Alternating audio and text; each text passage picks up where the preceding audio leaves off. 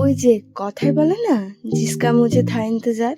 এত অপেক্ষার পর ফাইনালি কালকেই আসার কথা ছিল, তবে কাল ঘটে গেছিল এক ঘটনা। আমার পার্সেলটা না এসে ওনারা এই গাড়িতে না চাপিয়ে যেই গাড়ি যাবে অন্ডাল দুর্গাপুর সেইটাতেই চাপিয়ে দিয়েছে। তাই আরও একটা দিনের অপেক্ষা ছিল আমার।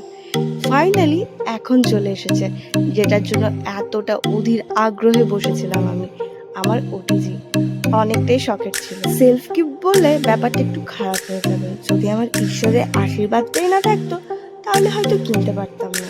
তাই আমি খুবই খুশি, আজকে খুবই হ্যাপি যে একটা ছোট্ট ইচ্ছে পূরণ আমার হয়েছে।